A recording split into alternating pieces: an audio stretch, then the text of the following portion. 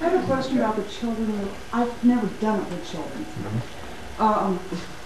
Having the water child here, but having the fire child back by the altar of incense. Is there a problem with that? Well, I mean, it's just a matter of practicality. I think at this point, when the weapons are going back and forth between the priestess and the children, it's nice to have them close by, close at hand. Yes, but if the priestess is going to go back by the altar anyway, to go ahead and combine fire and air.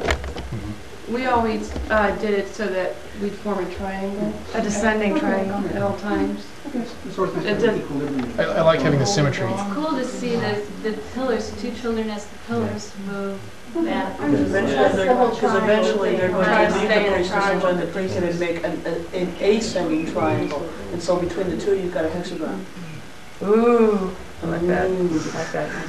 Now my question was about the sword. The priestess, she used the sword. I've always gotten rid of it because it's klutzy and it's hard to put somebody on with this. Is she supposed to wear that through the whole mass? It says with the red girdle. I know, but is she supposed to wear that through the whole mass? I think as a matter of practicality, if you have, like, if you're going to be bumping into things with it, I don't think it would be a problem if after you've made the main use of it, which is to tear down the veil, it's not used again after that. So that it's at some okay point, to ditch the sword then? I think it should be, because, you know, ultimately you're going to be ditching everything. What we can do is, when they get up there, is the priest will move the cup and the paten into the position so you can see the priestess.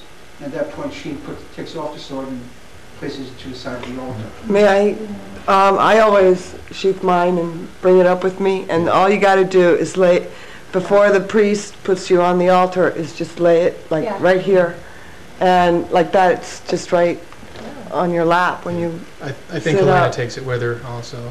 So that's. I can see that in some cases, if it were some kind of an enormous two-headed claymore and you were in a very small temple.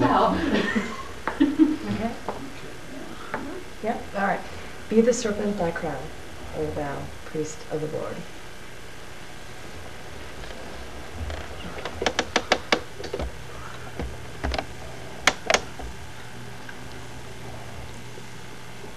You'll see a lot of stylistic variance in this technique also.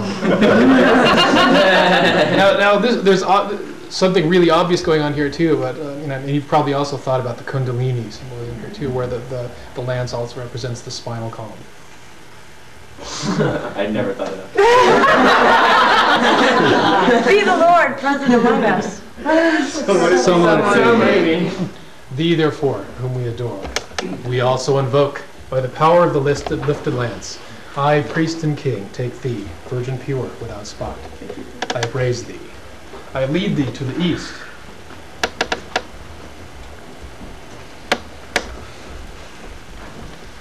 I set thee upon the summit of the earth.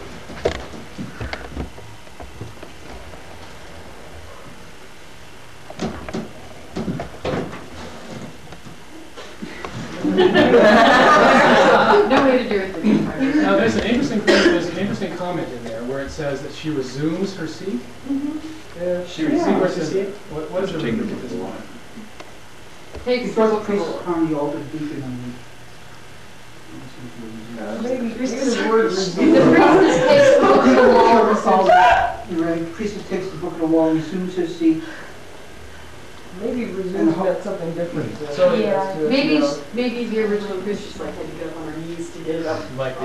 But it says that she resumes her seat after she gets the book. Could it just be a typo, and it means actually assumes? In the original manuscript, the word was assume, and somebody just read it wrong when they... But the priestess is sitting, and then she has to turn around, augment her position to turn around So to she get the book of the law. resumes her full seated position. All right. Yeah.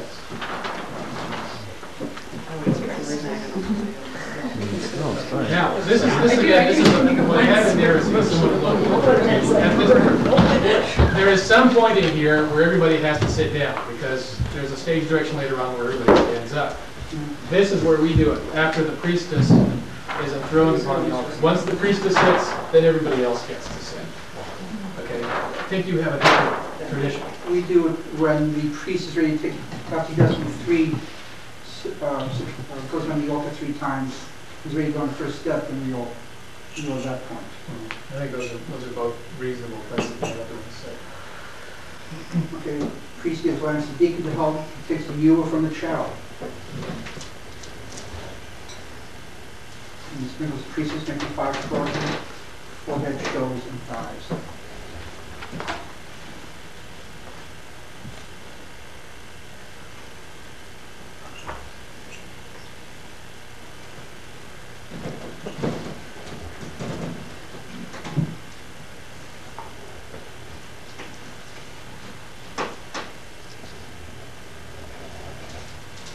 Priest takes the sensitive child, makes 5 crosses as before, and children place the weapons on the respective altars.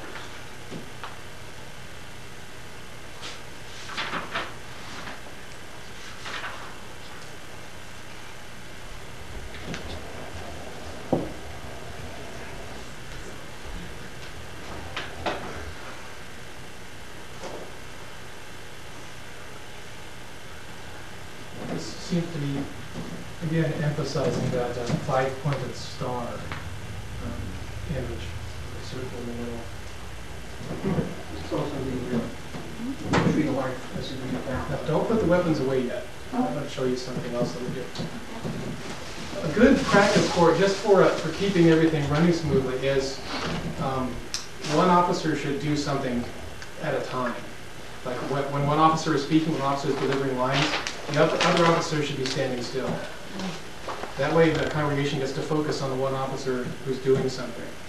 Now, at this point I kiss the book of Colossians first.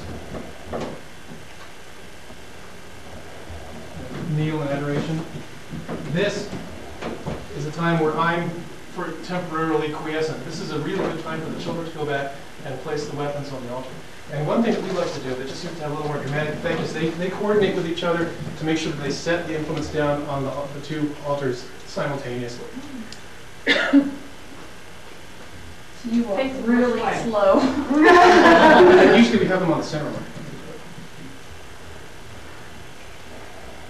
Right? They're always behind me when this happens. I think as long as it was close. Is that outdoor? Stay back here. I think maybe you can face each other, that we could see time of it. As I say, I never see what happens at this point. Does this remind you of Summerhawk and Someone's Elk? Remember when we did it that way? Rises, goes to draw over the altar.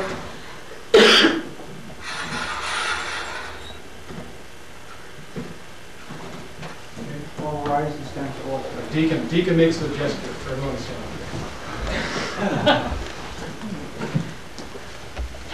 No, standing to order means in your guard, doesn't it? Yes.